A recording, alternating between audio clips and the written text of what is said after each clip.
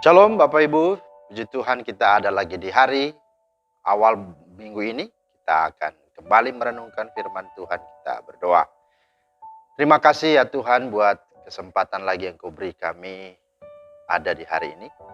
Kami akan memulai hari ini dan mau melandasi dengan firman. Mohon hikmat dan pengertian Roh Kudus. Dalam nama Tuhan Yesus. Amin. Firman Tuhan kita terambil dari Matius 26 ayat 33. Petrus menjawabnya, biarpun mereka semua tergoncang imannya, karena engkau, aku sekali-kali tidak.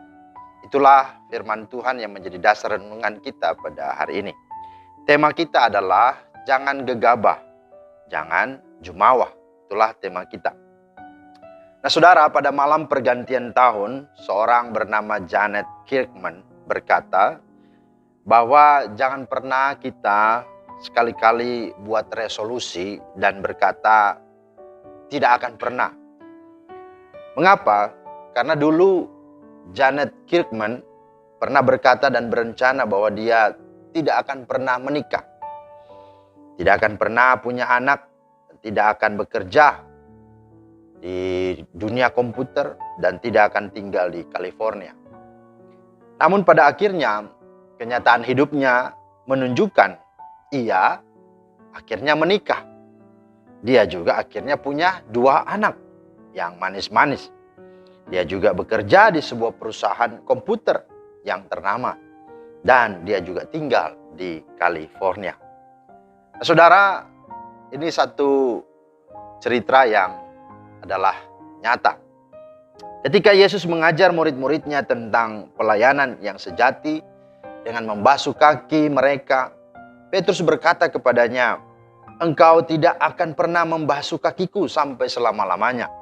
Itu dalam Yohanes 13 ayat 8. Dan setelah Tuhan menjelaskan kepadanya bahwa ia tidak akan mendapat bagian di dalam Tuhan jika tanpa mengalami apa yang disampaikan oleh Yesus, Petrus pun segera menyadari kesalahannya dalam ayat 8 dan 10.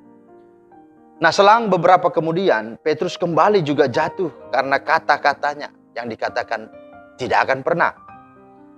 Di dalam ayat yang kita baca tadi, Matius 26, 33-35, di sana dikatakan, biarpun mereka semua tergoncang imannya, karena engkau, kata Petrus kepada Yesus, dengan sungguh-sungguh dia katakan, aku sekali-kali tidak. Saudara, kata sekali-kali tidak tersebut dengan segera berubah menjadi air mata kesedihan dan penyesalan yang dalam bagi Petrus dalam ayat 69-75. Maka saudara, dari kisah baik Janet Kirkman dan juga Petrus, apa pesan dan pelajaran yang bisa kita petik darinya? Yang pertama adalah janganlah gegabah. Mengapa? Sebab kata Tuhan, rancanganku bukanlah rancanganmu dan jalanmu bukanlah jalanku. Demikianlah firman Tuhan. Seperti tingginya langit dan bumi, demikianlah tingginya jalanku dari jalanmu dan rancanganku dari rancanganmu. Yesaya 55 ayat 8 hingga 9. Amsal 16 ayat 9 juga menegaskan dan berkata, manusia memikir-mikirkan jalannya, tetapi Tuhan menentukan arah langkahnya. Bahkan dalam Amsal bagian lain dikatakan, banyak rencana yang dibuat oleh manusia, atau banyaklah rancangan di hati manusia, tetapi keputusan Tuhanlah yang terlaksana. Itulah saudara yang harus disadari. Nah yang kedua pelajarannya adalah apa? Jangan jumawa. Mengapa? Sebab kata Tuhan dalam Yakobus 4, 14, 15 dikatakan, sedang kamu tidak tahu apa yang akan terjadi besok. Apalah arti hidupmu?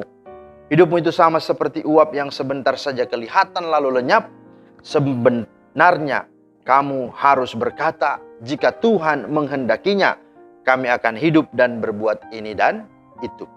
Dengan kata lain saudara, sebagai implikasi dan aplikasinya adalah, mari berhati-hatilah dengan perkataan kita. Apalagi sedikit-sedikit bersumpah, sedikit-sedikit berjanji, dan mengklaim bahwa saya bisa, saya mampu. Atau dengan pongah berkata, hal itu sekali-kali tidak akan pernah menimpaku, dan seterusnya dan seterusnya. Yang kedua adalah mari bersyukurlah dalam segala hal. Karena sekalipun segala sesuatu belum terjadi dan terwujud sebagaimana yang kita rancangkan dan pikirkan, tetapi percayalah bahwa di balik segala kesulitan dan kemustahilan itu, Allah turut bekerja untuk mendatangkan kebaikan bagi dan di dalam hidup kita. Dan yang ketiga, mari taatilah dan fokuslah kepada kehendak Tuhan. Sebab Galatia 6 ayat 9b berkata, karena apabila sudah datang waktunya, kita akan menuai jika kita tidak menjadi lemah.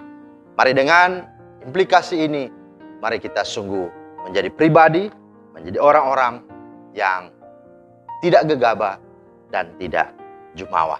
Tuhan memberkati kita semua. Mari kita berdoa. Terima kasih Tuhan untuk firman-Mu. Tolonglah kami supaya kami boleh menjadi pribadi-Mu yang bijaksana dalam menyikapi segala hal, sehingga kami tidak menjadi arogan atau menjadi gegabah ataupun juga jumawa. Karena kami tahu hidup ini ada di dalam tangan Tuhan. Demi Kristus kami berdoa. Amin. Demikianlah firman Tuhan hari ini, kiranya menjadi berkat. Selamat beraktivitas. Tuhan Yesus memberkati. Shalom.